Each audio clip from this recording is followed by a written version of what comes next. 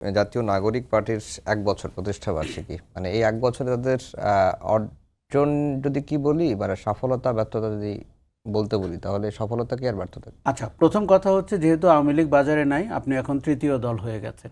এটি অনেকটা সুযোগে হয়েছেন, কিন্তু এটি কি সাস্টেনেবল? এটি কি টিকে থাকবে? আমার মনে হয় না। আর দ্বিতীয় কথা হচ্ছে যে তারা তো অনেক বড় বড় ফিলোসফিক্যাল দার্শনিক কথা বলেছিলেন, নতুন বন্দোবস্তের কথা বলেছিলেন, ক্ষমতা না জনতা বলেছিলেন। সেইগুলোর রিফ্লেকশন আমরা তাদের ইশতেহারেও পাইনি এবং তাদের জীবনযাপনেও পাইনি, রাজনৈতিক চর্চায় পাইনি। একটি রাজনৈতিক দল একটি আদর্শে পরিচালিত হবে, তাদের আদর্শটি আমাদের কাছে গত 18 মাসেও পরিষ্কার হয়নি। আপনি যদি 12 মাস দেখেন। আরেকটা হচ্ছে যে আপনি যত প্রাসাদে গিয়ে, চিফ অ্যাডভাইজারের অফিসে গিয়ে কিংবা প্রধানমন্ত্রীর অফিসের আশেপাশে ঘুরে রাজনৈতিক দল করবেন, ওটা কিন্তু কিংস পার্টি, এর আর কোনো নাম নাই। আপনার শুনতে খারাপ লাগবে, এই যে ফেরদৌস আহমেদ কুরেশিরা করেছিল, এবং এটি কিন্তু ধোপে টিকে না।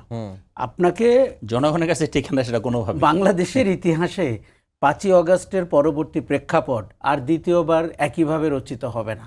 কাজে এই সুযোগে শুধু তো এই রাজনীতির আকাঙ্ক্ষাটি নাহিদ ইসলাম বা আক্তার হোসেনের না, এই রাজনীতির আকাঙ্ক্ষাটি ছিল বাংলাদেশের। আমরা আওয়ামী লীগ বিএনপির বাইরে বা জামাতের বাইরে, জাতীয় পার্টির বাইরে একটি ভিন্ন চেহারার, ভিন্ন ফিলসফির, জনগণ থেকে উত্থিত একটি রাজনৈতিক দলের স্বপ্ন দেখেছিলাম।